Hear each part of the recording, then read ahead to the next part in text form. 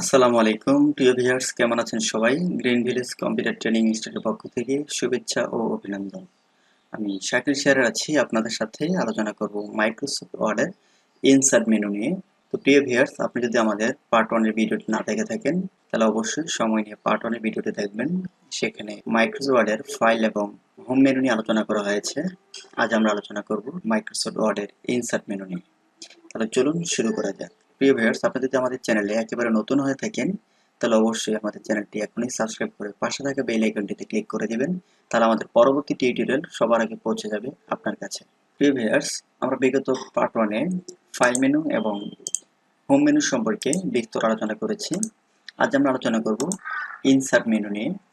তো প্রথমত ইনসার্ট মেনুতে যে কমান্ডটি দেওয়া আছে কভার পেজ, অর্থাৎ কভার পেজ হচ্ছে কোনো ডকুমেন্টের ফার্স্ট পাতাকে আমরা কভার পেজ বলে চিহ্নিত করি। অর্থাৎ যখন আমরা কোনো বই পুস্তক বা ডকুমেন্ট তৈরি করি তখন সেখানে একটি কভার পেজ দিতে হয়, আর সেখানে ডকুমেন্টের নাম বা বিভিন্ন ধরনের লেখকের নাম বা লেখালেখি করা থাকে। এই কভার পেজ তৈরি করার জন্য আমাদের এখানে কিছু অটো ফরম্যাট দেওয়া আছে। আপনি চাইলে যে কোনো একটি ফরম্যাটকে চয়েস করে সেখানে আপনি আপনার নাম এবং ডকুমেন্ট টাইটেল ডেট পিক করে আপনি আপনার ইচ্ছে মতো একটি কভার পেজ তৈরি করতে পারবেন। এবং আপনি চাইলে আপনার কভার পেজের যে ডিজাইনটি দেওয়া আছে এগুলোকে আপনি পরিবর্তন করেও নিতে পারবেন। এই কভার পেজটি যদি আপনার চয়েস না হয়ে থাকে, আপনি আপনার ইচ্ছে মতো কাস্টম কভার পেজ তৈরি করতে চান, এই ক্ষেত্রে আপনি অবশ্যই কভার পেজে গিয়ে নিচে দেওয়া আছে রিমুভ কারেন্ট কভার পেজে ক্লিক করা মাত্রই কভার পেজটি রিমুভ হয়ে যাবে। এবং পরবর্তী যে কমান্ডটি দেওয়া আছে ব্ল্যাঙ্ক পেজ, অর্থাৎ ব্ল্যাঙ্ক পেজ হচ্ছে একটি খালি পেজ। ধরুন আপনি একটি পেজ নিয়ে কাজ করছেন, এখন আপনি এই পেজে আর কিছু লিখতে চাচ্ছেন না, আপনি পরবর্তী পেজে চলে যেতে চাচ্ছেন। এই পরবর্তী পেজে যাওয়ার জন্য আপনি ব্ল্যাঙ্ক পেজে ক্লিক করতে পারেন, অর্থাৎ ব্ল্যাঙ্ক পেজে ক্লিক করার সাথে সাথে আরেকটি নতুন পেজ আপনার সামনে ওপেন হয়ে যাবে। এছাড়াও পরবর্তী রয়েছে পেজ ব্রেক। পেজ ব্রেক হচ্ছে অনেকটা ব্ল্যাঙ্ক পেজের মতো যদিও, অর্থাৎ পেজকে ভেঙে ফেলা। অর্থাৎ যদি আপনি এই পেজে কাজ করার পর এই পেজটিকে ভেঙে পরবর্তী পেজে যেতে চান তাহলে আপনি পেজ ব্রেকে ক্লিক করবেন। দেখতে অনেকটা পেজ ব্রেক এবং ব্ল্যাঙ্ক পেজ একই রকম মনে হলো। আপনি এই পেজ ব্রেকের বিষয়টি আপনি যদি ভিউ মেনু থেকে ওয়েবলেট মোডে চলে যান তাহলে বিষয়টি আপনি বুঝতে পারবেন। অর্থাৎ ওপরের পার্টটিকে আপনি ভেঙে আরেকটা নতুন পেজ তৈরি হচ্ছে। এবং প্রিভিয়াস মোডে গেলে বিষয়টিকে দুইটি কমান্ডকে একই রকম মনে হচ্ছে। তো পেজ ব্রেক করে একটি কিবোর্ড কমান্ড রয়েছে। আপনি যদি আপনাদের কিবোর্ড থেকে কন্ট্রোল চেপে এন্টার প্রেস করেন তাহলে কার্সরটি পরবর্তী পেজে চলে যাবে। অর্থাৎ কিবোর্ড থেকে কন্ট্রোল চেপে এন্টার প্রেস করলে পেজ ব্রেকের কাজটি করা যায়। অর্থাৎ টেবিল শব্দটা হচ্ছে ছক। যদি আপনি এমন কোনো টেবিল তৈরি করতে চান তাহলে আপনি টেবিলে যাওয়ার পর এখান থেকে যতটুকু সেল আপনি সিলেক্ট করে ক্লিক করে দিবেন, ঠিক অতটুকু সেল আপনার ডকুমেন্টে চলে আসবে। অর্থাৎ এই ওপর থেকে নিচের দিকে যে ঘরগুলো আমরা লক্ষ্য করছি এগুলোকে আমরা বলে থাকি কলাম, এবং ডান থেকে বাম দিকে যে ঘরগুলো রয়েছে এগুলোকে বলা হয় রো। অর্থাৎ আমাদের এখানে এখন একটি, দুটি, তিনটি, চারটি, পাঁচটি কলাম এবং একটি, দুটি, তিনটি, চারটি, পাঁচটি, ছয়টি এবং 7টি রো দেওয়া আছে। আমরা বুঝতে পারলাম এখানে 5টি কলাম এবং 7টি রো দেওয়া আছে। এবং এই প্রতিটি ছোট ছোট ঘরকে আমরা সেল বলে থাকি, অর্থাৎ সেল শব্দের অর্থ হচ্ছে ঘর। এই টেবিলটি আপনি তৈরি করার জন্য আবার দেখাচ্ছি, ইনসার্ট থেকে টেবিলে যাবেন এবং এখান থেকে আপনি যতটা সেল প্রয়োজন আপনি সিলেক্ট করে জাস্ট ক্লিক করে দিলেই আপনার ডকুমেন্টে টেবিল তৈরি হয়ে যাবে। তো আপনি যদি কোনো কারণে এর চেয়ে বেশি পরিমাণে সেল নিয়ে একটা টেবিল তৈরি করতে চান তাহলে আপনি ইনসার্ট টেবিলে যাবেন। এই ইনসার্ট টেবিলে যাওয়ার পর আপনি নাম্বার অফ কলাম অপশনে আপনি কতটি কলাম করতে চান এবং নাম্বার অফ রো অপশনে আপনি কতটি রো তৈরি করতে চান লিখে দিয়ে এবার আপনি ওকে প্রেস করুন। ওকে ক্লিক করার সাথে সাথে আপনার ডকুমেন্টে একটি টেবিল তৈরি হয়ে যাবে। তো টেবিলে ক্লিক করার পর আমরা আরো নতুন দুটি মেনু পাবো, একটি হচ্ছে ডিজাইন, অপরটি হচ্ছে লেআউট। অর্থাৎ এই ডিজাইন এবং লেআউট ব্যবহার করে আমরা আমাদের টেবিলটিকে ইচ্ছে মতো ফরম্যাটিং করতে পারবো। তো প্রথমত আমরা দেখছি ডিজাইন। তো ডিজাইন থেকে দেওয়া আছে, প্রথমত আমরা লক্ষ্য করছি এখানে কিছু ডিজাইন দেওয়া আছে। অর্থাৎ আপনি আপনার টেবিলটাকে যে কোনো ডিজাইনে কনভার্ট করতে পারবেন। তো আমরা এখান থেকে আমাদের ইচ্ছে মতো যে কোনো একটি ডিজাইন সিলেক্ট করে দিচ্ছি এবং আমরা লক্ষ্য করছি আমাদের টেবিলটি ওই ডিজাইনে মুভ হয়ে গেছে।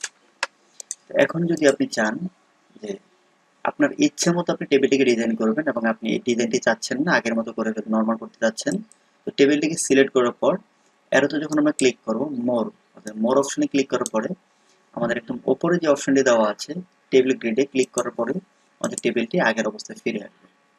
এবার আমি আমার ইচ্ছে মতো হেডলাইনকে সিলেক্ট করে বা রোকে সিলেক্ট করে ইচ্ছে মতো আমরা কালার চয়েস করে দিলে আমাদের টেবিলটি ওই ধরনের ডিজাইন হয়ে যাবে। আমরা লক্ষ্য করছি যে আমাদের টেবিলটি আমাদের ইচ্ছে মতো আমরা কালার করতে পারছি। এই কালারটিকে বলা হয় শেডিং কালার, অর্থাৎ যে পিছনে যে ব্যাকগ্রাউন্ডটিকে আমরা কালার করতে পারছি। তো আমরা যদি চাই যে আমাদের টেবিলের বর্ডারকে চেঞ্জ করব, ওই ক্ষেত্রে আমরা আমাদের টেবিলটিকে সিলেক্ট করে নিলাম এবং বর্ডার অপশন থেকে মোর বর্ডারে ক্লিক করব। বর্ডার অপশন থেকে আমরা বর্ডারের সেটিং অপশনে ক্লিক করব। এবার এই স্টাইল থেকে যে কোনো ধরনের বর্ডার আমরা চয়েস করতে পারি এবং যে কোনো কালার চয়েস করার পরে আমরা নিচ থেকে একদম আমরা চয়েস করে দিব যে আমরা কতটুকু চওড়া আমরা একটি বর্ডারগুলো নিতে যাচ্ছি, অর্থাৎ বর্ডারগুলো কতটুকু মোটা হবে বা চিকন হবে। তো আমরা কিন্তু বর্ডারগুলো চয়েস করার পরে এবার যদি আমরা ওকে প্রেস করে দিই, তাহলে আমাদের টেবিলটি ওই বর্ডারটি অ্যাপ্লাই হয়ে গেল। আমরা যদি চাই যে আমাদের টেবিলের বর্ডারের যে মাঝখানের যে লাইনগুলো দেওয়া আছে, অর্থাৎ এই কলামের লাইনগুলো আমরা দিতে চাচ্ছি না, তো ওই ক্ষেত্রে আমরা কলামের লাইনগুলো উঠিয়ে দিলাম। অর্থাৎ মাঝখানের লাইনটা উঠিয়ে দেওয়ার ফলে আমাদের টেবিলের জাস্ট এই তিনটি মাঝখানের যে কলামের লাইনগুলো দেওয়া আছে এগুলো রিমুভ হয়ে যাবে।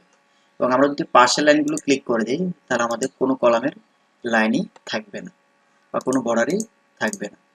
তা আমরা ইচ্ছে করলে কোনো বর্ডারকে, অর্থাৎ কোনো রো অথবা কলামের লাইনগুলোকে আমরা এখান থেকে উঠিয়ে দিতে পারি। যেমন আমরা কলামের লাইনগুলো উঠিয়ে দিয়ে ওকে প্রেস করছি। এখন দেখুন শুধুমাত্র রো দেখা যাচ্ছে, কলাম কিন্তু দেখা যাচ্ছে না। আবার যদি আমরা চাই যে কলাম দিব কিন্তু রো দিব না, আমরা তাও কিন্তু করতে পারছি। এইভাবে আপনি আপনার ইচ্ছে মতো কোনো লাইনকে চেঞ্জ করতে পারবেন। যে আমরা মাঝখানে এই ধরনের ডিজাইন আমরা দিতে যাচ্ছি, দিয়ে আমরা ওকে দিলাম।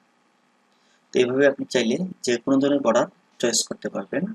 এছাড়াও আপনি এই লাইন স্টাইল থেকে যে কোনো ধরনের লাইন চয়েস করার পরে আপনি কতটুকু চিকন অথবা মোটা বর্ডার করতে চাচ্ছেন, কি কালারে করতে চাচ্ছেন, তা চয়েস করে দিয়ে আপনি আপনার ইচ্ছে মতো পেন টুল দিয়ে এঁকে নিতে পারেন। আমি আমার ইচ্ছে মতো পেন টুল দিয়ে বর্ডার এঁকে নিচ্ছি। এছাড়া আমরা চাইলে নতুন একটি বর্ডার ড্র পেনের মাধ্যমে অঙ্কন করে নিতে পারি। যে আমি আমার ইচ্ছে মতো টেবিল থেকে আমি একটি বর্ডার তৈরি করে নেব। তো আমরা ড্র পেনের মাধ্যমে যে কোনো ধরনের বর্ডার অঙ্কন করতে পারছি। তো এখানে আরো অপশন দেওয়া আছে টেবিল ইরেজার। এই টেবিল ইরেজারের মাধ্যমে আপনি যে কোনো বর্ডারকে রিমুভ করে দিতে পারবেন, অর্থাৎ যে লাইনের মধ্যে আপনি ক্লিক করবেন ওই লাইনটি রিমুভ হয়ে যাবে। এভাবে আমরা যে কোনো ধরনের টেবিলের লাইনকে আমরা রিমুভ করতে পারি, যে লাইনে আমরা ক্লিক করব ওই লাইনটি রিমুভ হয়ে যাবে। আশা করি আমরা এই মেনু টিউটোরিয়ালে বুঝতে পেরেছি। এখন আমরা দেখব লেআউট অপশনটি। এই লেআউট মেনু থেকে বা লেআউট রিবন থেকে আমরা যে কাজগুলো করতে পারি, প্রথমত দেওয়া আছে ডিলিট করা, অর্থাৎ ডিলিট শব্দের অর্থ হচ্ছে মুছে ফেলা।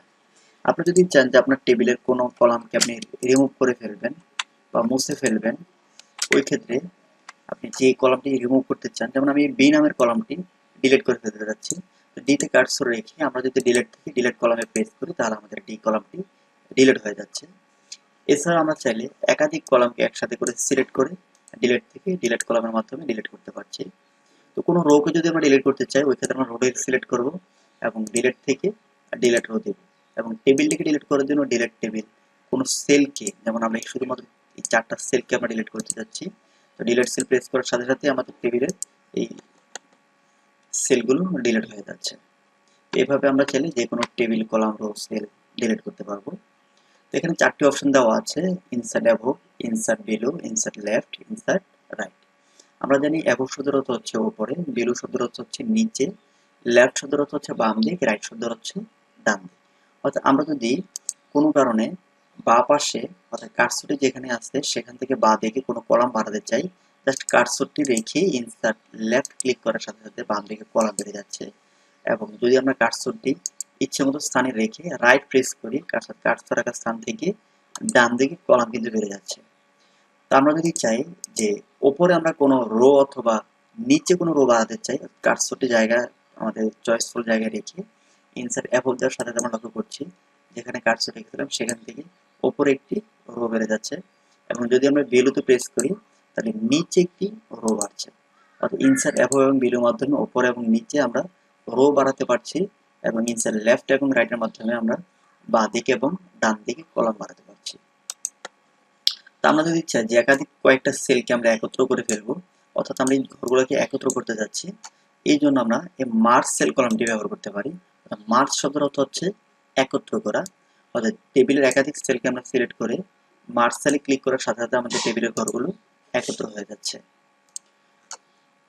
এবং যদি আমরা চাই যে এই ঘরটিতে আমরা একাধিক আরো কিছু ঘর তৈরি করতে চাই, অর্থাৎ এই অপশনটিকে বলা হয় স্প্লিট সেল। অর্থাৎ স্প্লিট শব্দের অর্থ হচ্ছে বিভক্ত করা। এই স্প্লিট সেলে যাওয়ার পরে আমরা এই ঘরে কয়েকটি কলাম কয়েকটি রো করতে যাচ্ছি, তা সিলেক্ট করে দিয়ে আমরা ওকে দিচ্ছি।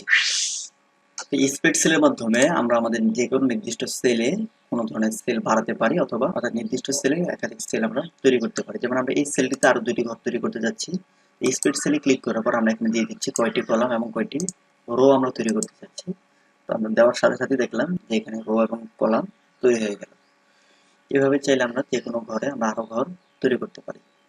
এখানে একটি অপশন দেওয়া আছে স্প্লিট টেবিল, অর্থাৎ আমাদের টেবিলটিকে ভাগ করে ফেলা। যেমন আমি চাচ্ছি এই টেবিলের উপরের অংশটিকে আলাদা করতে এবং নিচের অংশটিকে আলাদা করতে। এরপর যে আমরা আমাদের টেবিলের স্প্লিট সেলে ক্লিক করার পরে আমরা লক্ষ্য করছি উপরের অংশটা এবং নিচের অংশটা একদম আলাদা হয়ে যাচ্ছে। অর্থাৎ নির্দিষ্ট স্থানে কার্সর রেখে আমরা যদি স্প্লিট সেলে ক্লিক করি আমাদের টেবিলটি আলাদা হয়ে যাচ্ছে। এখন আমরা যদি চাই টেবিলটিকে আমরা আগের অবস্থায় নিয়ে আসবো, জাস্ট মাঝখানে যদি আমরা ব্যাক স্পেস অথবা ডিলিট চেপে আমাদের মাঝখানে অংশটি কাটার সাথে সাথে কিন্তু আবার আগের অবস্থায় চলে আসছে, টেবিলটি জোড়া লেগে যাচ্ছে। তো এখন আমরা দেখব, এখন দেওয়া আছে অটোফিট। অটোফিটে কি, ধরুন আমরা এখানে লিখছি, আমরা কোনো একটি সংখ্যা এখানে লিখে নিচ্ছি এবং এখানেও লিখছি, আমরা এখানেও ইচ্ছে মতো কোনো ঘরে আমরা বেশি লিখছি, কোনো ঘরে কম লিখছি। এখন আমরা যদি আমাদের টেবিলটিকে সিলেক্ট করার পরে অটোফিট থেকে অটোফিট কন্টেন্ট দিয়ে দিই, তাহলে আমাদের টেবিলের যে লেখা অনুসারে ঘরগুলো বড় অথবা ছোট হয়ে যাচ্ছে। বা এখন যদি আমরা কোনো কিছু লিখি, আপনারা লক্ষ্য করুন যে আমাদের টেবিলটি আমাদের লেখা অনুসারে বড় হচ্ছে, কলামটি ডান দিকে বেড়ে যাচ্ছে। তা আমরা যদি এখানে ফিক্সড করে দিই, যে আমরা ফিক্সড কলাম ওয়াইজ দিয়ে দিই, তাহলে কিন্তু আমাদের টেবিলটি আর এখন বাড়ছে না, অর্থাৎ টেবিলের কলাম আর বাড়ছে না, প্রয়োজন রোটা নিচের দিকে বেড়ে যাচ্ছে। তা আমরা যদি এখান থেকে আরেকটি অপশন দেওয়া আছে যে অটোফিট উইন্ডো আমরা দিয়ে দিই, আমাদের যে উইন্ডোটি রয়েছে অর্থাৎ যে পেজটি রয়েছে এই পেজের সমান কিন্তু আমাদের কলামটি পেজের সমান কিন্তু আমাদের টেবিলটি হয়ে যাচ্ছে। তো এখান থেকে চাইলে আমরা আমাদের ইচ্ছে মতো টেবিলটিকে অটোফিট কন্টেন্ট অর্থাৎ লেখা অনুসারে বড় ছোট করা, অটোফিট উইন্ডো অর্থাৎ আমাদের যে উইন্ডোটি রয়েছে তার সমান বড় ছোট করা, ফিক্সড করে দিলে আমাদের লেখার আর বড় হবে না, যতটুকু আমরা এটাকে ফিক্সড করে দিব আমাদের টেবিলটি ঠিক অতটুকুই থাকবে, প্রয়োজনে রো আস্তে আস্তে নিচের থেকে বড় হতে থাকবে। তা আমরা আমাদের টেবিলেরটি সিলেক্ট করে আমরা যদি হাইট বাড়িয়ে দিই, অর্থাৎ যেই ঘরগুলোকে আমরা সিলেক্ট করলাম টেবিলের হাইট কিন্তু বেড়ে যাচ্ছে, অর্থাৎ রো এর হাইট কিন্তু আমরা বাড়াতে পারছি। বা আমরা যদি সিলেক্ট করে দুটো কলামকে আমরা নিয়ে নিলাম, সরি আমরা দুটো রোকে নিয়ে নিলাম, তাহলে আমাদের শুধু দুটো রোই কিন্তু এখন বড় অথবা ছোট হচ্ছে। টেবিলটিকে আমরা সিলেক্ট করে ইচ্ছে মতো হাইট এবং ওয়াইড বাড়াতে পারছি। এছাড়াও আমরা যখন আমাদের টেবিলটির যে লাইন বরাবর যদি আমরা কার্সরটি রাখি, লক্ষ্য করবো যে আমাদের টেবিল কার্সরটি দুইটি মাথা তীর চিহ্ন ধারণ করেছে, তখন আমরা আমাদের ইচ্ছে মতো ক্লিক করে টেবিলের এই যে কোনো কলামকে আমরা বড় অথবা ছোট করতে পারছি। লক্ষ্য করুন আমরা আমাদের ইচ্ছে মতো কিন্তু বড় অথবা ছোট করে নিতে পারছি। এখানে ঠিক সেম ভাবে আমরা যদি রোতে কার্সর রাখি তাহলে কিন্তু আমাদের রোটি বড় অথবা ছোট করা যাচ্ছে, আমরা আমাদের ইচ্ছে মতো টেবিলের রোগুলোকে ছোট অথবা বড় করে নিতে পারছি। এভাবে আমাদের টেবিলটিকে আমরা বড় অথবা ছোট ইচ্ছে মতো আমরা অ্যাডজাস্ট করে নিতে পারবো। এখানে আমাদের আরো কিছু অপশন দেওয়া আছে, যেমন আমরা যদি এখানে কিছু লিখি, এই লেখাটিকে আমরা ইচ্ছে করলে মাঝে উপরে নিচে ইচ্ছে মতো আমরা মুভ করতে পারছি এবং এক্স ডিরেকশন থেকে আমরা লেখাটিকে উপর থেকে নিচে বা নিচ থেকে উপরে আমরা মুভ করতে পারছি। আশা করি এই বিষয়গুলো যদি আমাদের জানা থাকে তাহলে আমাদের টেবিল নিয়ে আমাদের আর কোনো ধরনের সমস্যা হবে না। তো এখন আমরা দেখব অ্যান্সার থেকে পিকচার, অর্থাৎ পিকচার হচ্ছে ছবি এড করা। তা আমরা যদি আমাদের ডকুমেন্টে কোনো ধরনের ছবি আমরা এড করতে চাই তাহলে আমরা ছবি এড করতে পারি।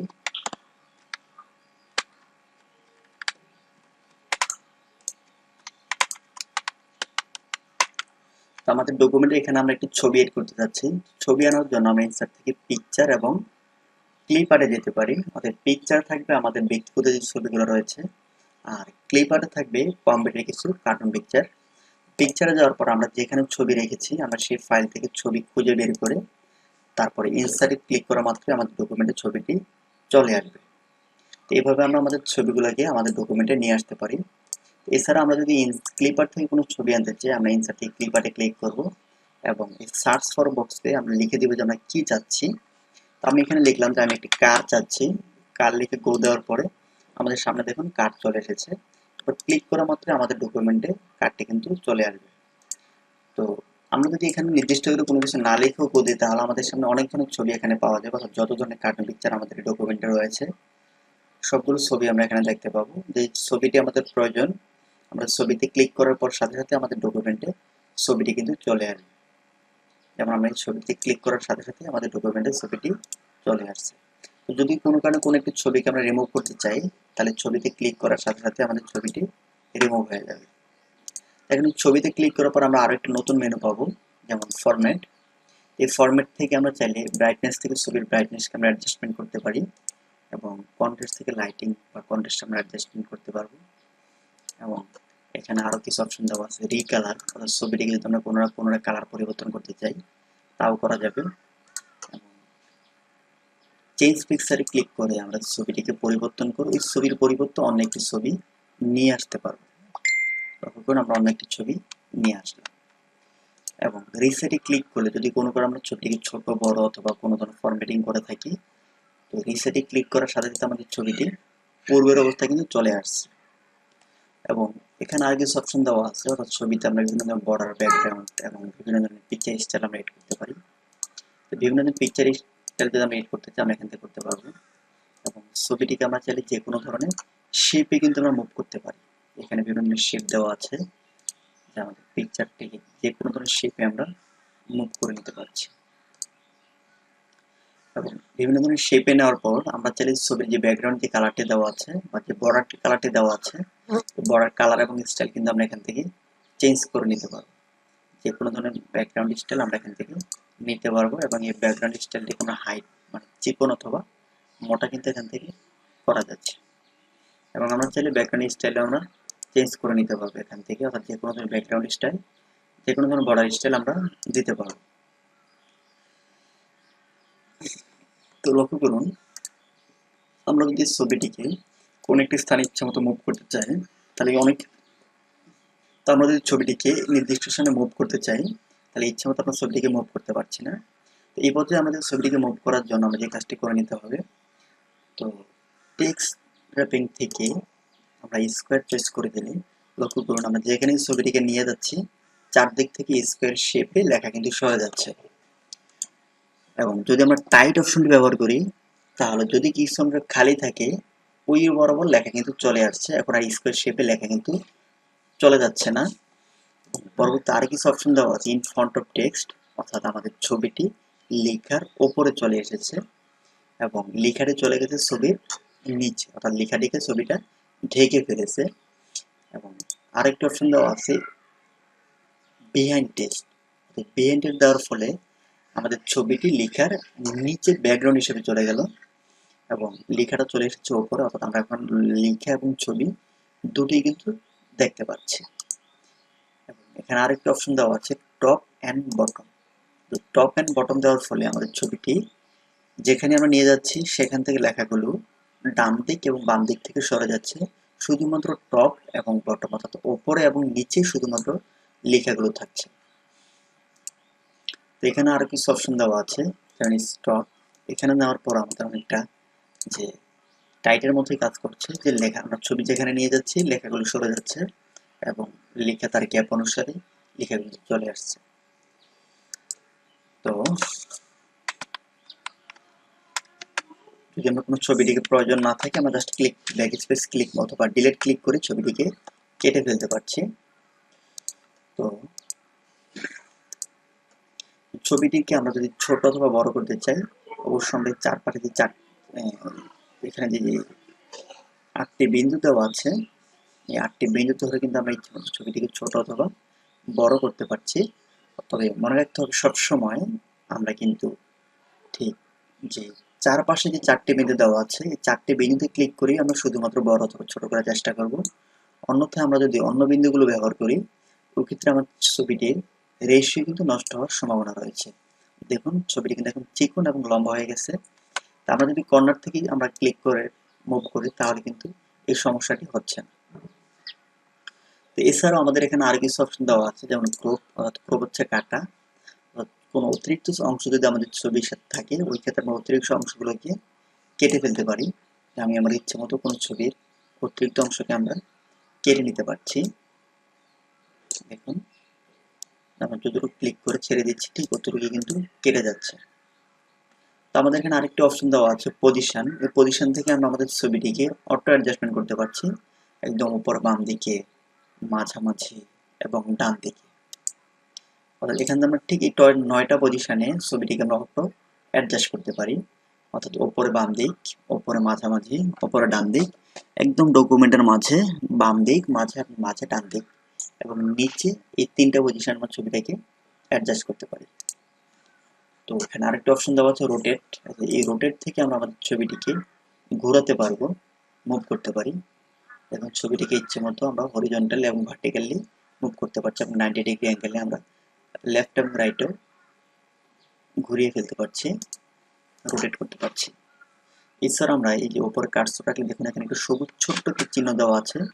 এই সবুজ চিহ্নটি ধরে কিন্তু আমরা ইচ্ছে মতো ছবিটিকে আমরা যে কোনো দিকে মুভ করতে পারছি, ঘোরাতে পারছি। তো আশা করি আমরা এই ছবির এই বিষয়গুলো আমরা সম্পূর্ণ ক্লিয়ার হতে পেরেছি। তো এখন আমরা দেখব শেপস।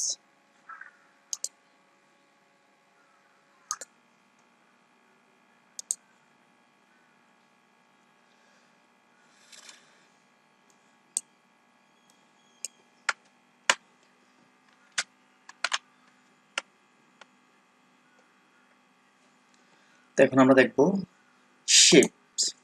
অর্থাৎ শেপস এর মাধ্যমে আমরা যে কোনো ধরনের শেপ তৈরি করে আমরা আমাদের ডকুমেন্টকে ডিজাইন করতে পারি। তো এখানে অনেক ধরনের শেপ আমরা লক্ষ্য করছি। যে শেপটি আমাদের প্রয়োজন হবে ক্লিক করার পরে মাউসের লেফট বাটন ড্র্যাগ করে আমি আমার ইচ্ছে মতো শেপস কিন্তু তৈরি করে নিতে পারছি। শেপকে আমরা চাইলে বড় অথবা ছোটও করতে পারবো, অর্থাৎ যে বিন্দুগুলো দেওয়া আছে এগুলোকে ধরে।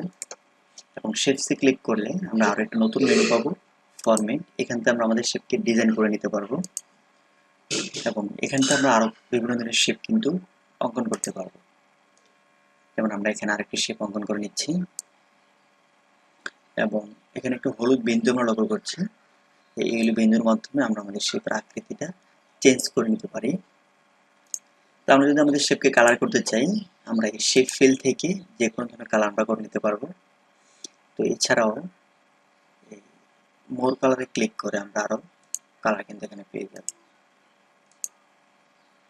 তো এখান থেকে কালার চয়েস করার পরে আমরা যদি এখানে আর কিছু স্টাইল দেওয়া আছে, অর্থাৎ অটো কিছু স্টাইল এখানে দেওয়া আছে, শেপ স্টাইল।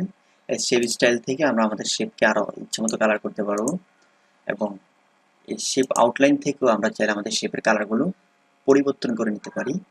অনেক ধরনের স্টাইল এখানে দেওয়া আছে এবং শেপ ফিল থেকে আমরা গ্রেডিয়েন্ট কালার, পিকচার, অর্থাৎ আমরা চাইলে আমাদের শেপসে কোনো একটি পিকচারকে ইনসার্ট করে দিতে পারি। দেখুন আমাদের শেপসের মধ্যে কিন্তু পিকচারটি চলে এসেছে। এবং এখানে আর কিছু অপশন দেওয়া আছে, যেমন টেক্সচার, তারপরে আছে গ্রেডিয়েন্ট, অর্থাৎ আমরা চাইলে একাধিক কালারের মিশ্রণ কিন্তু এখানে তৈরি করে নিতে পারি। তো শেপস নিয়ে আমাদের আরো একটি ভিডিও আমাদের চ্যানেলে দেওয়া আছে, আপনি চাইলে শেপস নিয়ে ভিডিওটি ভালোভাবে দেখে নিতে পারেন। এবং শেপ স্টাইল থেকে আমরা আমাদের শেপকে আকৃতিটা চেঞ্জ করে নিতে পারি, অর্থাৎ আমাদের যে শেপটি আমরা আগে অঙ্কন করেছিলাম এই শেপসটিকে আমরা এখন স্টাইলটা জাস্ট চেঞ্জ করে দিলাম। আর এখানে কোনো শেপকে অন্য কোনো শেপসে মুভ করা যাচ্ছে, এখান থেকে চাইলে আমরা শেপসকে মুভ করে নিতে পারি। এভাবে আমরা চাইলে যে কোনো ধরনের শেপ কিন্তু আমরা অঙ্কন করতে পারবো। এবং এখানে শেপসের মধ্যে আমরা কোনো ধরনের শ্যাডো এড করতে পারবো এবং শ্যাডোকে চাইলে আমরা ডানে বা ইচ্ছে মতো মুভ করতে পারছি।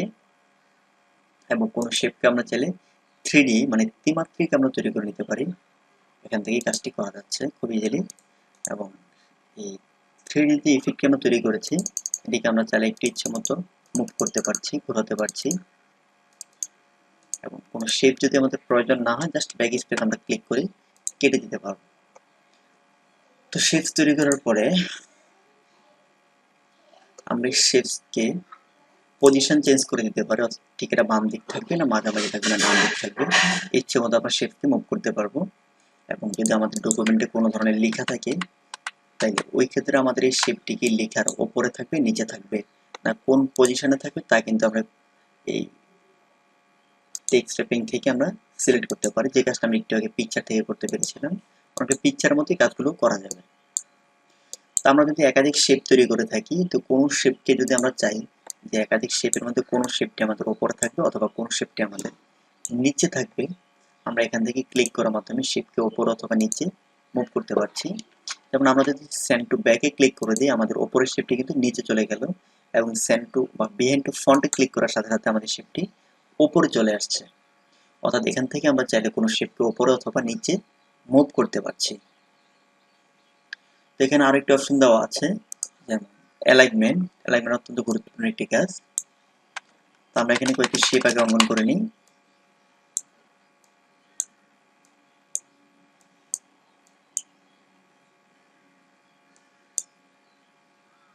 আমরা কয়েকটি শেপকে ছোট এবং কিছু শেপকে আমরা বড় করে নিচ্ছি। এখন যদি আমরা চাই যে সবগুলো শেপের নিচের যে পাশটা দেওয়া আছে সবগুলো শেপ সোজা হয়ে যাবে, ওই ক্ষেত্রে আমরা সবগুলো শেপকে সিলেক্ট করে নেব। অর্থাৎ প্রথমে একটি শেপে ক্লিক করার পরে শুধুমাত্র কিবোর্ড থেকে কন্ট্রোল চেপে আমরা বাকি শেপগুলোতে ক্লিক করে করে সিলেক্ট করে নিলাম। এবার ফরম্যাট থেকে অ্যালাইনমেন্ট থেকে একদম আমরা অ্যালাইন টু বটম অপশনটা সিলেক্ট করার সাথে সাথে দেখুন একদম প্রতিটি শেপের নিচের অংশটা কিন্তু সোজা হয়ে যাচ্ছে। এবং আমরা যদি অ্যালাইন টু টপ দিয়ে দিই তাহলে প্রতিটি শেপে ওপরের অংশটা কি একদম সোজা হয়ে যাচ্ছে। এবং আমরা যদি এখান থেকে অ্যালাইন টু মিডল দিয়ে দিই তাহলে প্রতিটি শেপের মিডল যে অংশটা আছে অর্থাৎ মধ্যভাগটি সোজা হয়ে যাচ্ছে। তো এটা হচ্ছে আমরা যে শেপ করলাম, একটা হচ্ছে অ্যালাইনমেন্ট ভার্টিক্যালি আর একটা হচ্ছে অ্যালাইনমেন্ট হরিজন্টালি। এখন আমরা যদি শেপটিকে ঠিক উল্টাভাবে তৈরি করি, অর্থাৎ ওপর থেকে নিচের দিকে যদি আমরা তৈরি করতাম, তাহলে ওই ক্ষেত্রে আমরা শেপটিকে একটু ওপর নিচে সাজিয়ে নিই। এখন আমরা শেপগুলোকে সিলেক্ট করে নিই কন্ট্রোল চেপে।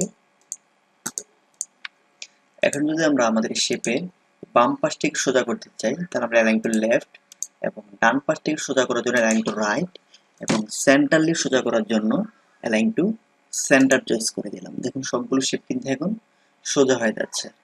তো আমাদের এখানে আরেকটা অপশন দেওয়া আছে ডিস্ট্রিবিউট হরিজন্টালি এবং ডিস্ট্রিবিউট ভার্টিক্যালি। আর ডিস্ট্রিবিউট হচ্ছে আমরা যে শেপগুলো দেখতে পাচ্ছি এগুলো কিন্তু প্রতিটি শেপের দূরত্ব কিন্তু সমান না।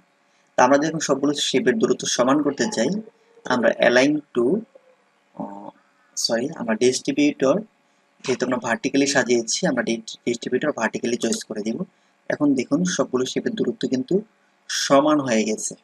আবার আমরা যদি সেম কাজটি আমরা হরিজন্টালি করে থাকি তাহলে আমরা অ্যালাইন টু হরিজন্টাল কমান্ডটিকে ব্যবহার করতে পারবো। তাহলে আমাদের হরিজন্টালি আমাদের শেপগুলোকে সোজা করে নিতে পারবো। দেখুন এবার আমরা অ্যালাইন টু হরিজন্টালি চয়েস করে দিলে আমাদের প্রতিটি শেপের দূরত্ব কিন্তু সেম হয়ে গেছে। অর্থাৎ এখান থেকে আমরা যে কোনো শেপের দূরত্ব অথবা আমরা সাজাতে পারছি খুব ইজিলি। এবং এখানে আরেকটা অপশন দেওয়া আছে গ্রুপ, অর্থাৎ আপনি শেপগুলোকে সবগুলো একই গ্রুপে নিয়ে যেতে যাচ্ছেন। সবগুলো শেপকে আপনি সিলেক্ট করে আপনি যদি গ্রুপে ক্লিক করে দেন তাহলে এখন দেখুন সবগুলো শেপ একই গ্রুপে চলে গেছে, এবং আপনি একটিকে মুভ করার সাথে সাথে সবগুলো শেপই মুভ হচ্ছে। তবে আপনি চাইলে যে কোনো শেপকে আলাদা আলাদাভাবে আবার কালার কিন্তু আপনি চেঞ্জ করতে পারবেন। অর্থাৎ যে কোনো শেপে ক্লিক করার পর আপনি আপনার ইচ্ছা মতো কালার দিয়ে দিতে পারছেন, অর্থাৎ কালার কিন্তু পরিবর্তন করা যাচ্ছে। আশা করি আমরা শেপের কাজটি মোটামুটি বুঝতে পেরেছি। তো শেপ নিয়ে আমাদের আরেকটা আলাদা ভিডিও রয়েছে, আপনি চাইলে ভিডিওটি ভালোভাবে দেখতে পারেন, তাহলে শেপটি আপনার কোনো ধরনের সমস্যা থাকবে না। দেখুন আমরা বিভিন্ন ধরনের আকৃতি কিন্তু চেঞ্জ করা যাচ্ছে।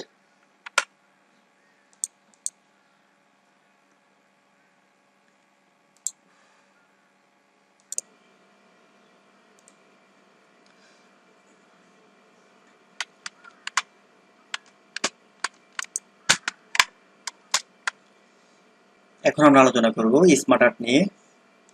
স্মার্ট আর্ট হচ্ছে আমাদের বিভিন্ন ধরনের আর্ট এখানে দেওয়া আছে। আমরা চাইলে এই আর্টগুলো ব্যবহার করে আমাদের ডকুমেন্টকে আমরা আকর্ষণীয় করতে পারি বা কোনো তথ্যকে উপস্থাপন করতে পারি। তো এখানে অল ক্যাটাগরিতে সব ধরনের চার্টগুলো দেওয়া আছে এবং আমরা চাইলে আমাদের প্রয়োজন অনুসারে লিস্ট সংক্রান্ত কাজ করার জন্য এই চার্টগুলো এবং প্রসেস সংক্রান্ত কাজ করার জন্য আমরা এই আর্টগুলো এবং চক্রাকার কোনো কাজ করার জন্য এই আর্টগুলোকে ব্যবহার করতে পারবো এবং রিলেশনশিপ ব্যবহার করার জন্য আমরা এই আর্টগুলোকে ব্যবহার করতে পারি। ম্যাট্রিক্স বা পিরামিড সংক্রান্ত কোনো কাজ করার জন্য এগুলো ব্যবহার করতে পারি। তো যেই ধরনের আমাদের আর্ট প্রয়োজন, যে কোনো একটি আর্ট আমরা চয়েস করে নিলাম। চয়েস করার পর এই ওকে প্রেস করার সাথে সাথে আপনার ডকুমেন্টে একটি আর্ট কিন্তু চলে এসেছে। তো এই স্মার্ট আর্ট তৈরি হওয়ার পর এবার আপনার নতুন আর দুটি মেনু লক্ষ্য করছি। একটি হচ্ছে ডিজাইন এবং অপরটি হচ্ছে ফরম্যাট।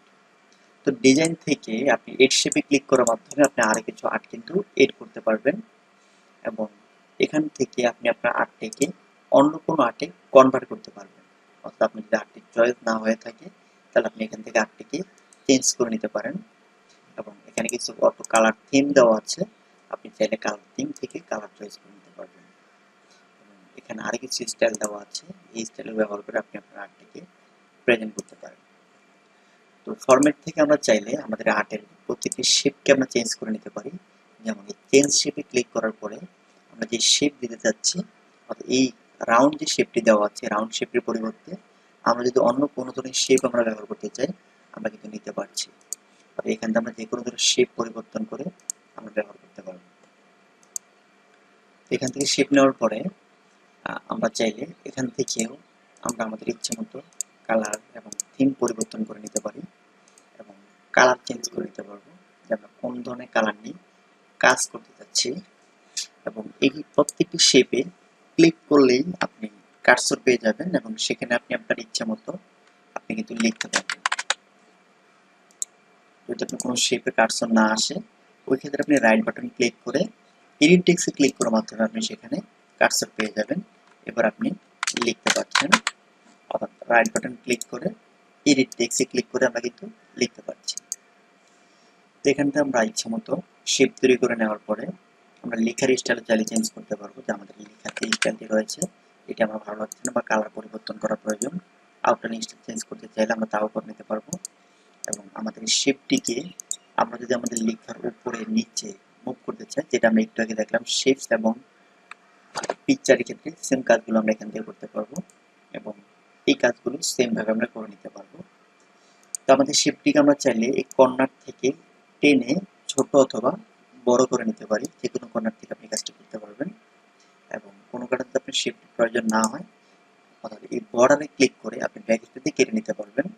এবং কোনো ধরনের শেপের যদি কোনো একটি অংশকে আপনি কাটতে চান, ওই ক্ষেত্রে ওই শেপটিতে ক্লিক করে কিবোর্ড থেকে ডিলিট প্রেস করার মাধ্যমে আপনি কমিয়ে নিতে পারছেন এবং এর শেপে ক্লিক করে আপনি কিন্তু বাড়িয়ে নিতে পারছেন। অর্থাৎ আমরা ইচ্ছে করলে বাড়াতেও পারছি, কমাতেও পারছি।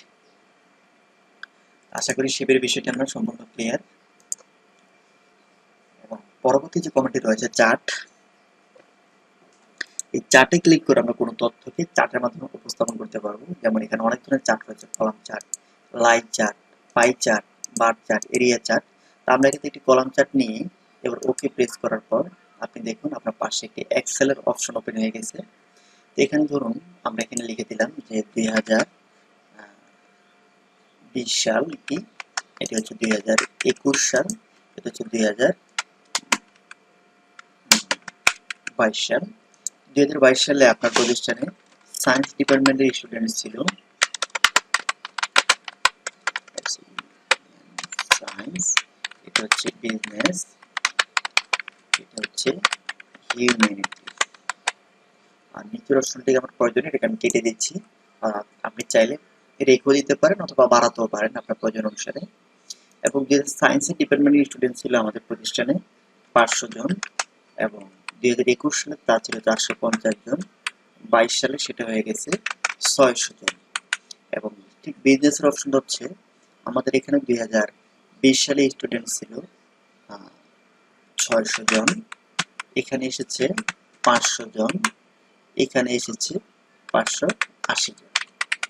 ঠিক মিনিটসের অপশন ছিল, এখানে আমাদের স্টুডেন্ট ছিল 700, এখানে ছিল আমাদের ধরুন 650, এখানে ছিল 500। দেখুন আমরা আমাদের তথ্যের সাথে একটি চার্ট কিন্তু এখানে পেয়ে গেছি, এবং আমরা যখন এখান থেকে কোনো তথ্যকে আমরা পরিবর্তন করছি তখন কিন্তু আমাদের চার্টটা এখানে পরিবর্তন হয়ে যাচ্ছে, অর্থাৎ আমাদের লেখা অনুসারে চার্টটাও কিন্তু পরিবর্তিত হচ্ছে। তো এভাবে আমরা চাইলে কোনো তথ্যকে উপস্থাপন করতে পারি। তো এখানে আমাদের তথ্যগুলো দেওয়ার পর আমরা এখান থেকে ক্রসে ক্লিক করে আমরা এই এক্সেল অপশনটি ক্লোজ করে দেওয়ার সাথে সাথে আমাদের ডকুমেন্টে দেখুন চার্টটি কিন্তু চলে এসেছে। এবার আমরা চাইলে আমাদের চার্টের ডিজাইন, কালার এবং থিম পরিবর্তন করতে পারবো, এবং চার্টে আমরা ইচ্ছে করলে এখানে ক্লিক করে চার্ট টাইটেল এড করতে পারবো, এবং বিভিন্ন আমরা ডিজাইনের মাধ্যমে চার্টের লেআউট কিন্তু চেঞ্জ করে তথ্যগুলোকে উপস্থাপন করতে পারছি। তো এখানে আর কিছু অপশন দেওয়া আছে, পিকচার, শেপ, ডিজাইন তৈরি করে আপনার চার্টটিকে ঠিক করতে পারবেন, কালার করতে পারবেন, পরিবর্তন করে নিতে পারবেন। আশা করি এই বিষয়গুলো আপনি এখন জানেন। অর্থাৎ আমরা শেপে যে কাজগুলো করেছিলাম এখানে কিন্তু সেম কাজগুলোই করা যাবে। তো চার্টটি প্রয়োজন না হলে আপনি জাস্ট বর্ডারে ক্লিক করে ব্যাক স্পেস ক্লিক করে আপনি কেটে দিবেন, তাহলে আপনার চার্টটি কেটে যাবে। তো পরবর্তীতে আমাদের যে অপশনগুলো দেওয়া আছে, হাইপার লিঙ্ক, বুকমার্কিং এবং ক্রস রেফারেন্স, এই কাজগুলো আসলে অফিসে তেমন একটা প্রয়োজন হয় না, তা আমরা আমাদের ভিডিওতে আনছি না। তো পরবর্তীতে দেওয়া আছে হেডার অ্যান্ড ফোটার। অর্থাৎ হেডার শব্দটা আমরা বুঝি ডকুমেন্টের প্রতিটি পৃষ্ঠার এই যে ওপরে যে খালি অংশটি আছে এটিকে, এবং ফোটার হচ্ছে প্রতিটি পৃষ্ঠার মার্জিনের নিচের অংশটি। অর্থাৎ আমরা যদি চাই যে আমাদের পেজের প্রতিটি পৃষ্ঠার ওপরে কোনো একটি লেখা আমরা দেব, তাহলে আমরা হেডারে এক পেজে লিখে দিলে প্রতিটি পৃষ্ঠায় অটোমেটিক কিন্তু চলে যাবে। এই জন্য আমরা ইনসার্ট থেকে হেডারে যাব। এখানে কিছু অটো ফরম্যাট দেওয়া আছে, আমরা চাইলে এখানে যে কোনো ধরনের ডিজাইন আমরা কিন্তু চয়েস করে নিতে পারি। তো ডিজাইনগুলো যদি আমাদের চয়েস না হয়, আমরা এডিট হেডার থেকে আমরা আমাদের ইচ্ছে মতো লিখে নিচ্ছি।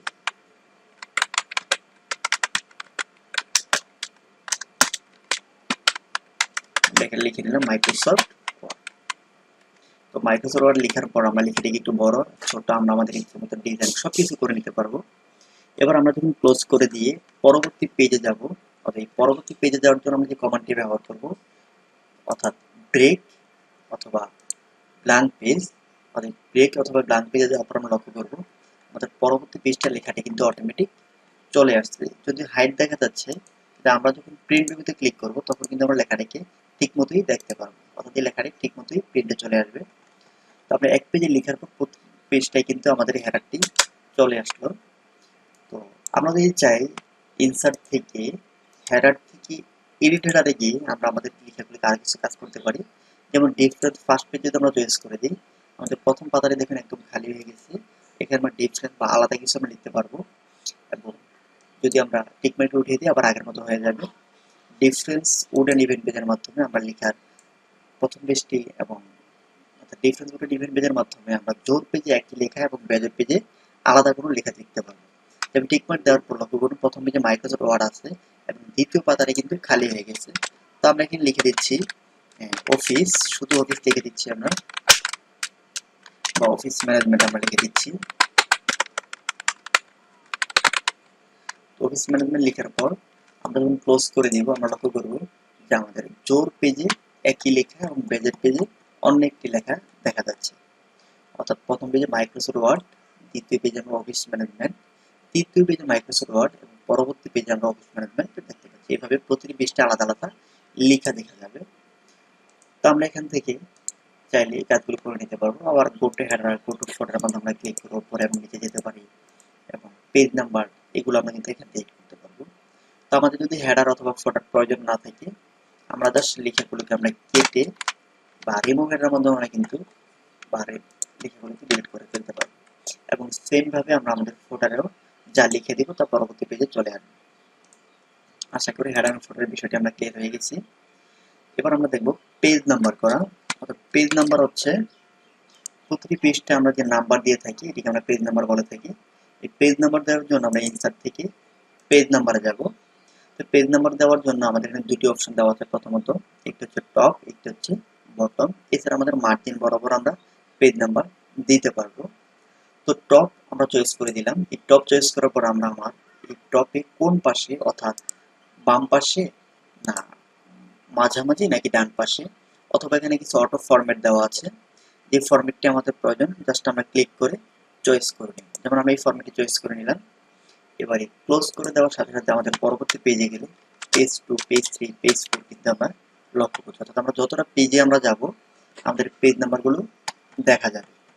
তো পেজ নাম্বার দেওয়ার পর আমরা যদি ইনসার্ট থেকে পেজ নাম্বার থেকে ফরম্যাট পেজ নাম্বার যাই, এখান থেকে কিন্তু আমরা আমাদের পেজ নাম্বারের স্টাইল অর্থাৎ এবিসি, রোমান সংখ্যা, অন্যান্য ধরনের নাম্বার আমরা চয়েস করতে পারবো। এবং এখানে কন্টিনিউ দেওয়া আছে, যার কারণে আমরা এখানে 1 দেখতে পাচ্ছি। তো আমরা যদি কন্টিনিউ না দিয়ে আমরা এখানে স্টার্টে দিকে লিখে দিই যে আমরা 101 থেকে পেজ নাম্বার শুরু করতে চাই, আমরা কিন্তু পেজ নাম্বারটি এখন 101 থেকে শুরু হচ্ছে। আর আমরা চাইলে যে কোনো অপশন থেকে পেজ নাম্বার শুরু করা যাবে। আর পেজ নাম্বারটা যদি আমরা বাতিল করতে চাই, আমরা রিমুভ পেজ নাম্বারের মাধ্যমে পেজ নাম্বারটিকে বাতিল করে ফেলতে পারি। তো এখন আমরা দেখব টেক্সট বক্স। অর্থাৎ টেক্সট বক্স হচ্ছে লেখার বক্স, আমরা যে কোনো স্থানে বক্স অঙ্কন করে লিখতে পারি। তো টেক্সট বক্সে যাওয়ার পরে এই নিচে দেওয়া আছে ড্র টেক্সট বক্স। এই ড্র টেক্সট বক্সে ক্লিক করার পরে আমরা যে কোনো স্থানে একটা বক্স অঙ্কন করতে পারবো এবং এই বক্সটিকে আমরা যে কোনো স্থানে মুভ করতে পারবো এবং এই বক্সটিতে আমরা কিন্তু যা ইচ্ছা লিখে নিতে পারবো। তো লেখার পরে আমরা এই টেক্সট বক্সটিকে যদি আমরা কালার করতে চাই আমরা এখান থেকে করে নিতে পারি, বা এখান থেকে আমরা কালার করতে পারবো শিফট ফিল থেকে বর্ডার কালার চেঞ্জ করতে পারবো। এবং কোনো কারণে যদি আমরা চাই যে আমাদের শেপ বক্সে বা টেক্সট বক্সে কোনো ধরনের কালার আমরা দেবো না, তো ওই ক্ষেত্রে আমরা নো ফিল দিলে টেক্সট কালারটি কিন্তু রিমুভ হয়ে গেছে। এবং আমরা যদি নো আউটলাইন দিয়ে দিই কোনো ধরনের বর্ডার কিন্তু থাকছে না। আমরা আমাদের ইচ্ছা মতো একটি কালার চয়েস করে নিলাম এবং লেখাটিকে যদি আমরা উপর থেকে নিচে বা নিচ থেকে উপরে আমরা মুভ করতে দিতে চাই তাও কিন্তু আমরা দিতে পারছি। এবং এই টেক্সট বক্স থেকে আমরা যে কোনো শেপে মুভ করতে পারি, আমরা শেপে মুভ করে ফেললাম। এবং শেপকে আমরা বিভিন্ন ধরনের শ্যাডো, 3D ইফেক্ট, যে কাজটা আমি কিছুক্ষণ আগে দেখেছিলাম আমাদের শেপের যে কাজগুলো ছিল, অনেকটা শেপে যা করা যাবে টেক্সট বক্সকে ঠিক আমরা ওই কাজগুলো করতে পারবো। তো শেপ যদি আমাদের প্রয়োজন না থাকে বা টেক্সট বক্সটি প্রয়োজন না থাকে আমরা ক্লিক করে কেটে ফেলতে পারবো এবং এই টেক্সট বক্সকে আমরা যে কোনো স্থানে কিন্তু মুভ করতে পারছি। টেক্সট বক্সটি প্রয়োজন না হলে আমরা ক্লিক করে ব্যাক স্টেপে আমরা কেটে দিতে পারবো।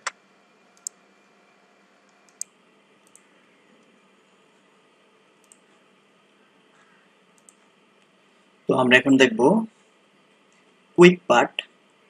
কুইক পার্ট অপশনটা হচ্ছে আমাদের, তো কুইক পার্টের জন্য আমরা এখানে 3টি পার্ট চয়েস করে নিলাম। তো এখন আমরা দেখব কুইক পার্ট। অর্থাৎ আমাদের এখানে যে 3টি প্যারা কিন্তু রয়েছে, তো আমরা প্রথম প্যারাটাকে সিলেক্ট করলাম এবং কুইক পার্ট থেকে set selection to quick part গ্যালারিতে দিয়ে এবার আমরা ওকে প্রেস করি এবং সেম ভাবে আমরা দ্বিতীয় পার্টটিকে সিলেক্ট করলাম এবং save selection to quick part গ্যালারিতে দিয়ে দিলাম এবং তৃতীয় পার্টটিকেও সিলেক্ট করে সেম ভাবে save selection to quick part গ্যালারিতে দিয়ে দিলাম। অর্থাৎ আমরা 3টি পার্টকে আলাদা আলাদাভাবে আমরা সেভ করে রেখেছি। এখন যদি আমাদের কোনো ডকুমেন্টে ওই 3টি পার্টের কোনো একটি পার্ট আমাদের প্রয়োজন হয়, তাহলে আমরা ইনসার্ট থেকে আবার সেই কুইক পার্টে যাব। লক্ষ্য করুন আমাদের এখানে 3টি পার্ট কিন্তু আলাদা আলাদাভাবে সেভ করা আছে। এখন যেই পার্টটি আমার প্রয়োজন জাস্ট ক্লিক করে দিলে আমাদের ডকুমেন্টে চলে আসছে। দেখুন আমরা যে পার্টিতে ক্লিক করছি ওই পার্টটি কিন্তু আমাদের ডকুমেন্টে ইনসার্ট হয়ে যাচ্ছে। তো এভাবে কুইক পার্টের মাধ্যমে আমরা যে কোনো অংশকে সেভ করে রাখতে পারি। তো পরবর্তীতে যে কাজটি দেওয়া আছে ওয়ার্ড আর্ট। অর্থাৎ ওয়ার্ড আর্ট হচ্ছে আমরা কোনো লেখাকে যদি কোনো আর্ট করতে চাই বা ডিজাইন করতে চাই, ওই ক্ষেত্রে আমরা লেখাটিকে সিলেক্ট করে এই ওয়ার্ড আর্টে ক্লিক করব। এখানে দেখুন অনেক ধরনের আর্ট কিন্তু এখানে রয়েছে। যে আর্টটি আমাদের চয়েস হয় আমরা একটি আর্ট চয়েস করে নিলাম। আমরা এখান থেকে ফন্ট পরিবর্তন করতে পারবো যে ধরনের ফন্ট নিয়ে আমরা কাজ করতে চাই। এখান থেকে আমরা বোল্ড এবং ইটালিক করতে পারি। তো করার পরে এবার আমরা যদি ওকে প্রেস করি দেখুন আমাদের ডিজাইনটিতে অ্যাপ্লাই হয়ে গেছে। এখন যদি আমাদের এই আর্টটি আমাদের চয়েস না হয় আমরা এখান থেকে বিভিন্ন ধরনের ডিজাইনে কনভার্ট করে নিতে পারি। যেমন নেওয়ার পর আমরা এখান থেকে টান দিই, লক্ষ্য করুন আমাদের ডিজাইনটি ওই আর্টের মতো দেখা যাচ্ছে। তো এখানে আমাদের অনেক ধরনের আর্ট রয়েছে, যে আর্টটি আমাদের প্রয়োজন আমরা নিতে পারবো। যদি আমরা দেখি যে কোথাও আমাদের কোনো লেখাতে কোনো ভুল রয়েছে, আমরা এগুলোকে এডিট করতে চাই, তো ওই ক্ষেত্রে আমরা আমাদের লেখাটাকে এডিট করার জন্য এডিট টেক্সট অপশনে ক্লিক করব এবং এখান থেকে আমরা কোনো লেখা যদি ভুল থাকে আমরা এডিট করে জাস্ট আবার ওকেতে প্রেস করার পরে লেখাটি এডিট হয়ে যাবে। এখান থেকে আমরা স্পেসিং একটু বাড়াতে কমাতে পারছি এবং অ্যালাইনমেন্ট আমরা এখান থেকে করতে পারবো যদি আমাদের একাধিক লেখা থাকে। এখান থেকে আমরা কালার করে নিতে পারবো যে কোন ধরনের আমরা কালার করতে চাচ্ছি, এবং পিকচার, গ্রেডিয়েন্ট, টেক্সচার অর্থাৎ লিখে আমরা যে কালারগুলো করতে পারি সেম কাজগুলো আমরা এখান থেকে করে নিতে পারবো। এখানে একটা চেঞ্জ শেপ অপশন দেওয়া আছে, অর্থাৎ লেখাটি হচ্ছে আমরা এখানে একটা আর্ক ব্যবহার করেছি। যদি আমরা আর্কটিকে সোজা করতে চাই আমরা এখান থেকে সোজা করে দিতে পারি, রাউন্ড করতে পারি, একেবারে রাউন্ডে আমরা নিয়ে যেতে পারি আমরা কেমন ধরনের ডিজাইন করতে যাচ্ছি। অর্থাৎ এইভাবে আমরা যে কোনো ধরনের লেখাকে যে কোনো ধরনের ডিজাইনে আমরা কনভার্ট করতে পারবো।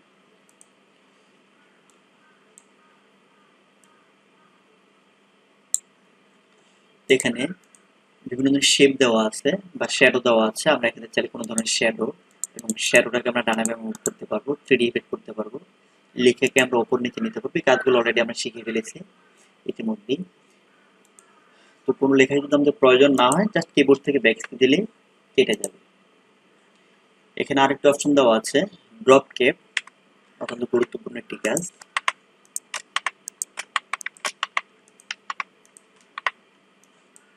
তো আমরা এখানে কিছু লেখা লিখে নিয়েছি।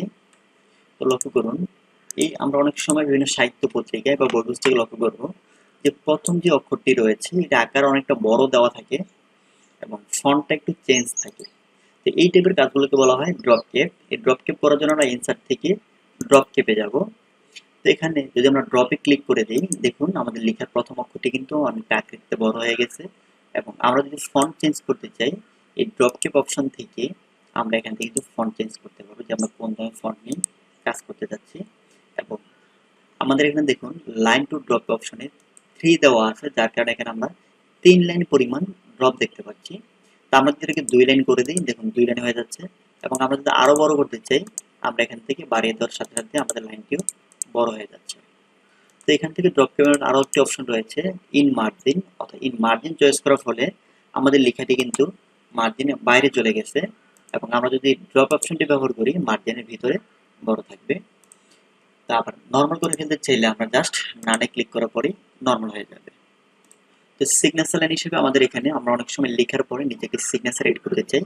তো এই সিগনেচার লাইনে ক্লিক করার ফলে আমরা এই সিগনেচার লাইনটি দিতে পারবো। তো সিগনেচার লাইনে ক্লিক করে আমরা এখন ওকে প্রেস করি এবং এখানে আমরা একটা নাম লিখে দিয়ে দিই।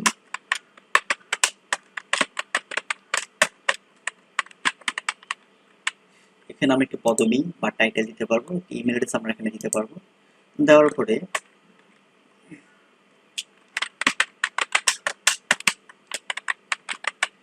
আমরা ইচ্ছে করলে এখানে একটা ইমেল নাম্বার দিয়ে দিতে পারি। এরপর যদি আমরা ওকে প্রেস করি তাহলে কিন্তু আমরা এখানে একটি সিগনেচার লাইন লক্ষ্য করছি। এই সিগনেচার লাইনটি যদি আমাদের প্রয়োজন না থাকে জাস্ট আমরা ক্লিক করে আমরা কেটে দিব। ডেট এন্ড টাইম, লক্ষ্য করুন আমাদের একটি কম্পিউটারে একটি ডেট এবং একটি টাইম সেভ করে দেওয়া আছে। এখন যদি ডেট বা টাইমটিকে আমরা আমাদের ডকুমেন্টে ইনসার্ট করতে চাই তাহলে আমরা ডেট এন্ড টাইমে যাব এবং যে ডেট বা টাইমটা আমাদের চয়েস বা যে ফরম্যাটটা আমাদের এখানে চয়েস হয় আমরা জাস্ট ওই ডেট বা টাইমটিকে চয়েস করে, অথবা ডেট টাইম উভয়ই এখানে দেওয়া আছে, জাস্ট চয়েস করে আমরা ওকে প্রেস করলে কিন্তু আমাদের ডকুমেন্টে চলে আসবে। এবং আমরা যদি আমাদের কিবোর্ড থেকে আল্টার শিফট চেপে ডি প্রেস করি তাহলে কিন্তু আমাদের ডকুমেন্টে একটি ডেট ইনসার্ট হয়ে যাচ্ছে। এবং আমরা যদি কিবোর্ড থেকে আল্টার শিফট চেপে টি প্রেস করি তাহলে কিন্তু আমাদের ডকুমেন্টে টাইম ইনসার্ট হয়ে যাবে। আমরা চাইলে এখান থেকেও ডেট অ্যান্ড টাইমটি ব্যবহার করতে পারবো। তো অবজেক্ট থেকে আমরা অনেক ধরনের কাজ করতে পারি, যেমন কোনো ধরনের পিকচার, কোনো ফাইল ফটোশপে আমরা ওপেন করতে পারি, বা কোনো এক্সেল চার্ট গ্রাফ আমরা ইনসার্ট করতে পারবো। তো ধরুন আমরা এখানে ইনসার্ট অবজেক্ট ইকুয়েশন কাজটি দেখছি। ইনসার্ট অবজেক্ট মাইক্রোসফট ইকুয়েশন আমরা ক্লিক করলাম। এই ইকুয়েশনে ক্লিক করার পর আমাদের সামনে একটি ইকুয়েশনের বক্স চলে এসেছে। এখান থেকে চাইলে আমরা বিভিন্ন ধরনের সূত্রের কাজ কিন্তু এখানে করতে পারবো। ধরুন আমরা এখানে লিখতে চাই a square plus two a b plus b square, এই সূত্রটিকে আমরা লিখতে চাই। তো প্রথমত আমরা first bracket a plus b bracket শেষ করে আমরা এখন উপরে স্কোয়ার দেওয়ার জন্য দেখুন এখানে দেওয়া আছে সাবস্ক্রিপ্ট অ্যান্ড সুপারস্ক্রিপ্ট টেমপ্লেট। এই সাবস্ক্রিপ্ট সুপার টেমপ্লেটে ক্লিক করার পরে আমরা যে স্কোয়ারটি আমরা দিতে যাচ্ছি ঠিক কোন পজিশনে আমরা দিতে যাচ্ছি এখানে আমরা চয়েস করে নিতে পারি। তা আমরা এই পজিশনটি চয়েস করে দিলাম। এবার আমরা 2 লিখে দিলে দেখুন ওপরে চলে গেল। এখন যদি আমরা আমাদের কিবোর্ড থেকে আরো কোনো লেখা লিখি তা কিন্তু সবগুলো উপরেই থাকছে। তো আমরা উপর থেকে নিচে নামার জন্য আমরা আমাদের কিবোর্ড থেকে রাইট অ্যারো প্রেস করব। রাইট অ্যারো প্রেস করার পর আমাদের কিবোর্ডে কার্সরটি কিন্তু নিচে চলে আসলো। এবার আমাদের কিবোর্ড থেকে যোগ বিয়োগ গুণ ভাগ ব্যবহার করতে পারি এবং আমাদের এখানে কিন্তু যোগ বিয়োগ গুণ ভাগের অপশনও দেওয়া আছে, যেটা আপনাদের কিবোর্ডে দেওয়া নাই। আমরা চাইলে এখান থেকেও গুণ ভাগ অপশনগুলো নিতে পারবো। যে কোনো ধরনের চিহ্ন নিয়ে আমরা এখান থেকে কাজ করতে পারি। যেমন রুট নিলাম আমরা এখান থেকে, এই রুট নেওয়ার পরে এই রুটের ভিতর আমরা চাইলে ভাগ করতে পারি এবং এখানে চাইলে আমরা উপর নিচে কিছু লিখতে পারি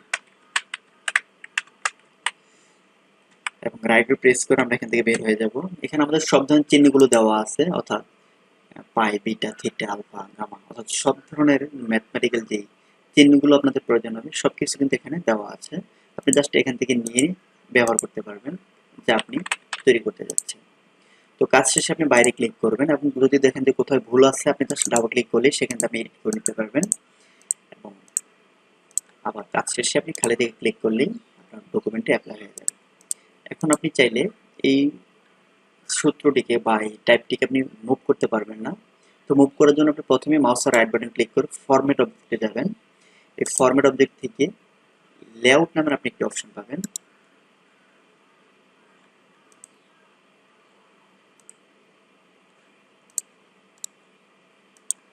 ফরম্যাট অবজেক্টে যাওয়ার পরে আপনি লেআউট নামের একটা অপশন পাবেন। এই লেআউট অপশন থেকে আপনি যে পিকচার নামে যে কাজগুলো করতাম, লেখার উপরে নেওয়া, নিচে নেওয়া, যেগুলো একটি করার পরে আপনি এখন চাইলে সূত্রটিকে যে কোনো স্থানে মুভ করতে পারছেন এবং এই কর্নারে ধরে আপনি চাইলে ইচ্ছে মতো বড় অথবা ছোট করে নিতে পারবেন। যদি আপনি এটি প্রয়োজন না থাকে তাহলে আপনি জাস্ট ক্লিক করে ব্যাক স্পেস দিলে কিন্তু কেটে যাবে। তা আমরা অনেক সময় এই সূত্রের মধ্যে বাংলায় লিখতে চাই, তো এই ক্ষেত্রে বাংলা লেখার জন্য আপনাকে যে কাজটি করতে হবে, আমরা ইনসার্ট থেকে অবজেক্ট ইকুয়েশন আনার পরে আমাকে স্টাইলে যেতে হবে। স্টাইল থেকে আদার্সে যাবেন। এই আদার্সে যাওয়ার পরে এখান থেকে আপনি একটি বাংলা ফন্ট চয়েস করে নেবেন। আমরা যে বাংলা ফন্টে ব্যবহার করি সচরাচর শুটু নাই, আমি যে এই শুটু নাম যে ফন্টে আমরা জাস্ট চয়েস করে নিব।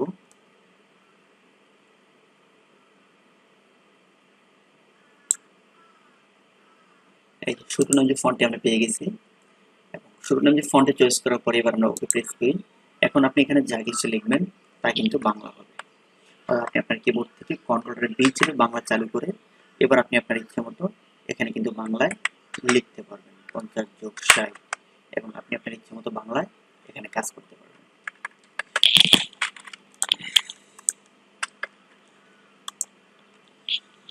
এছাড়াও আপনি চাইলে ইকুয়েশনের এই কাজটি আপনি এই ইকুয়েশন ব্যবহার করে নিতে পারেন। অর্থাৎ এখানে আপনার সেম ভাবে এখানে ব্র্যাকেটের অপশনগুলো দেওয়া আছে এবং এখানে যদি আপনি স্কয়ার বা এই টাইপের কিছু লিখতে চান আপনি নিয়ে নেবেন। যেমন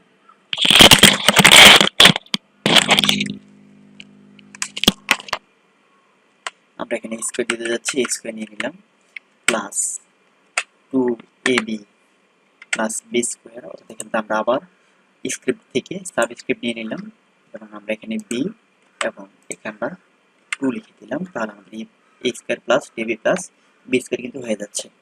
আর এখান থেকে আপনি চাইলে যে কোনো ধরনের যে সিম্বলগুলো আপনাদের প্রয়োজন হবে আপনি নিতে পারবেন। গুণ ভাগ থেকে শুরু করে সব ধরনের চিহ্ন এখানে রয়েছে এবং ডিভাইড করা ফাংশন, স্ক্রিপ্ট, রেডিক্যাল এবং যে কোনো ধরনের চিহ্নগুলো আপনি এখানে পেয়ে যাবেন যেটা আপনাদের প্রয়োজন হবে। তো এখানে আপনি প্রয়োজনীয় কাজ করার পরে আপনি আপনার লেখাগুলোকে জাস্ট বাইরে ক্লিক করে দিয়ে বা নর্মালি আপনি যেভাবে লেখাকে বড় করেন, ছোট করেন, কালার করেন, সেম কাজগুলো কিন্তু আপনি এখানেও করতে পারবেন। তো এখানে আমাদের আরেকটি অপশন রয়েছে সিম্বল, অর্থাৎ সিম্বল হচ্ছে প্রতীক চিহ্ন। তো আপনি এখানে বিভিন্ন ধরনের প্রতীক চিহ্ন কিন্তু ব্যবহার করতে পারবেন। অর্থাৎ এই মোর সিম্বলে ক্লিক করার পর আপনি আরো কিছু প্রতীক চিহ্ন এখানে পেয়ে যাবেন, যে প্রতীকটা আপনাদের প্রয়োজন। অনেক ক্ষেত্রে আমাদের এই অপশনে যাওয়ার পর আমাদের এই ডায়ালগ বক্সটা যেমন ছোট দেখা যায়, তা আমরা যদি উপরে যে অপশনটি রয়েছে বারে আমরা ডাবল ক্লিক করি তাহলে কিন্তু আমাদের সামনে এই ডায়ালগ বক্সটি বড় হয়ে যাবে। এখান থেকে আপনি যে কোনো ধরনের চিহ্ন প্রয়োজন আপনি জাস্ট ক্লিক করে ইনসার্ট প্লেস করলে আপনার ডকুমেন্টে চলে যাবে। দেখুন আমাদের এই ডকুমেন্টে কিন্তু যে কেচি চিহ্নটি বা সিজারটি চলে এসেছে। আমরা টেলিফোন চিহ্নটিকে আনতে যাচ্ছি, জাস্ট ক্লিক করে ইনসার্ট প্লেস করে চলে আসলো। দেখুন আমাদের ডকুমেন্টে কিন্তু চলে এসেছে। তো আমরা এখান থেকে ক্যাটাগরি চেঞ্জ করে নিয়ে আমরা আরো ধরনের কিছু ডিজাইন আমরা পেয়ে যাব। যেমন এখানে দেওয়া আছে উইন্ডিংস 2, আমরা উইন্ডিংস 2 না দিয়ে আমরা যদি উইন্ডিংস দিই আমরা আরো অন্য ক্যাটাগরি কিছু সিম্বল কিন্তু পেয়ে যাব। এবং এখানে আমাদের আরেকটি ফন্ট রয়েছে উইন্ডিংস 3। এই তিনটি ফন্টে আপনার সব ধরনের সিম্বল কিন্তু আপনি পেয়ে যাবেন। যে সিম্বলটি আপনার প্রয়োজন জাস্ট ওটিতে ক্লিক করার পরে আমাদের ডকুমেন্টে ইনসার্ট হয়ে যাবে। দেখুন আমাদের এখানে কিন্তু সবগুলো ডিজাইন ইনসার্ট হয়ে গেছে। তো নর্মালি আমরা লেখাকে যেভাবে বড় করি, ছোট করি কিংবা কালার করি, আন্ডারলাইন করি, বোল্ড করি, সেম কাজগুলো কিন্তু আমরা আমাদের এই ডিজাইনগুলোকে করতে পারবো। দেখুন আমরা এখান থেকে বোল্ড করতে পারছি, ইটালিক এবং আন্ডারলাইনও করা যাচ্ছে, অর্থাৎ জাস্ট এগুলো একটি ফন্ট হিসেবে এখানে ব্যবহার করা হচ্ছে। আপনি আপনার ইচ্ছা মতো জাস্ট বড় ছোট কালার এবং সব ধরনের মুভ করতে পারবেন। তা আমরা অনেক সময় বাংলা যুক্তপূর্ণ আমাদের সমস্যা হয়ে থাকে, তো ওই ক্ষেত্রে আপনি চাইলে সিম্বল থেকে বাংলা কিছু কঠিন যুক্তপূর্ণ আপনি কিন্তু নিয়ে আসতে পারবেন। তো এই যুক্তপূর্ণগুলোকে আনার জন্য আপনি মোর সিম্বলে ক্লিক করার পরে আপনি ফন্ট থেকে, আমরা যে ফন্টটি ব্যবহার করি শুটোনাই যে এই ফন্টটি আপনাকে খুঁজে বের করতে হবে। তো আমরা এখান থেকে বাংলা যে ফন্টটি আমরা ব্যবহার করি শুটোনাই যে ফন্টটি, অথবা যে কোনো ধরনের একটি বাংলা ফন্ট নিলেও আপনি পারবেন। তো আমরা শুটোনাই যে ফন্টটিকে খুঁজে বের করে নিই। এই যে শুটোনাই যেতে পাওয়ার পরে দেখুন আমাদের সামনে অনেকগুলো যুক্তপূর্ণ কিন্তু এখানে দেওয়া আছে, যে যুক্তপূর্ণগুলো আমাদের সমস্যা হতে পারে। যেমন কিও, তারপরে দেওয়া আছে উয়োগো, তারপরে জলিঙ্ক ইও, দেন জ্ঞান লিখতে গেলে বিজ্ঞান লিখতে গেলে আমাদের শব্দটি প্রয়োজন হয়। তেমন কিছু যুক্তপূর্ণ আমাদের এখানে দেওয়া আছে যেটা আমাদের অনেক ক্ষেত্রেই আমরা লিখতে পারি না। তো এই যুক্তপূর্ণগুলো চয়েস করার পরে জাস্ট আমরা যদি ইনসার্টে ক্লিক করে দিই তাহলে কিন্তু আমাদের সামনে চলে আসবে। টানার পরে এবার যদি আমরা ক্লোজে ক্লিক করি তাহলে দেখুন আমাদের ডকুমেন্টে যুক্তপূর্ণগুলো চলে এসেছে। এবার আমরা আমাদের ইচ্ছে মতো বড় এবং ছোট করতে পারবো, কালার করতে পারবো।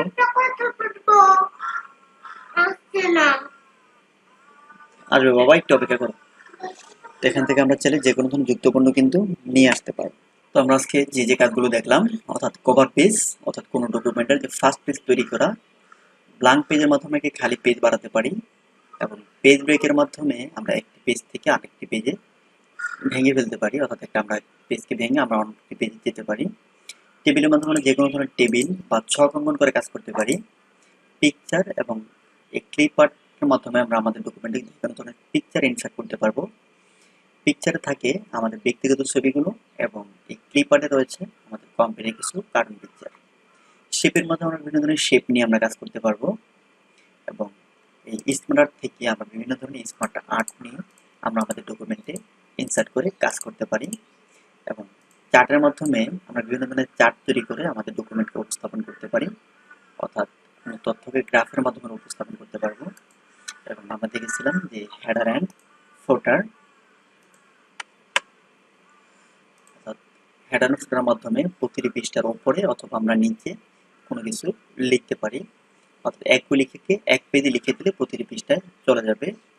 এবং পেজ নাম্বার থেকে আমরা কোনো পৃষ্ঠার উপরে অথবা নিচে আমরা পেজ নাম্বারিং করতে পারি, এবং ইচ্ছে মতো নাম্বারিং আমরা করতে পারবো।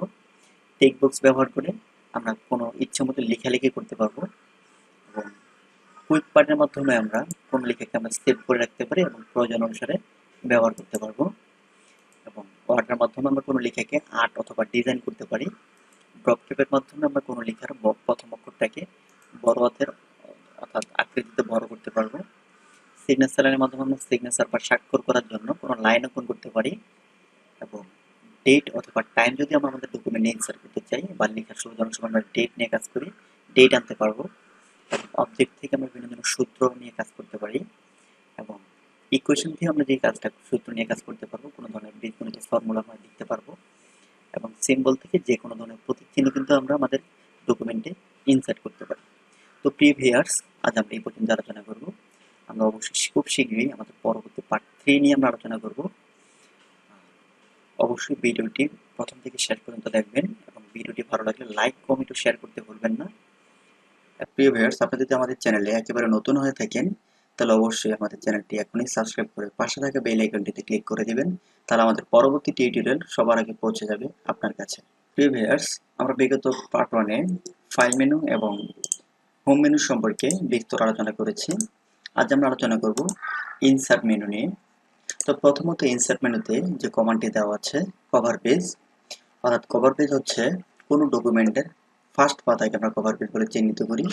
অর্থাৎ যখন আমরা কোনো বই পুস্তক বা ডকুমেন্ট তৈরি করি তখন সেখানে একটি কভার পেজ দিতে হয়, আর সেখানে ডকুমেন্টের নাম বা বিভিন্ন ধরনের লেখকের নাম বা লেখালেখি করা থাকে। এই কভার পেজ তৈরি করার জন্য আমাদের এখানে কিছু অটো ফরম্যাট দেওয়া আছে। আপনি চাইলে যে কোনো একটি ফরম্যাটকে চয়েস করে সেখানে আপনি আপনার নাম এবং ডকুমেন্ট টাইটেল, ডেট পিক করে আপনি আপনার ইচ্ছে মতো একটি কভার পেজ তৈরি করতে পারবেন। এবং আপনি চাইলে আপনার কভার পেজের যে ডিজাইনটি দেওয়া আছে এগুলোকে আপনি পরিবর্তন করেও নিতে পারবেন। এই কভার পেজটি যদি আপনার চয়েস না হয়ে থাকে, আপনি আপনার ইচ্ছে মতো কাস্টম কভার পেজ তৈরি করতে চান, এই ক্ষেত্রে আপনি অবশ্যই কভার পেজে গিয়ে নিচে দেওয়া আছে রিমুভ কারেন্ট কভার পেজে ক্লিক করা মাত্রই কভার পেজটি রিমুভ হয়ে যাবে। এবং পরবর্তী যে কমান্ডটি দেওয়া আছে ব্ল্যাঙ্ক পেজ, অর্থাৎ ব্ল্যাঙ্ক পেজ হচ্ছে একটি খালি পেজ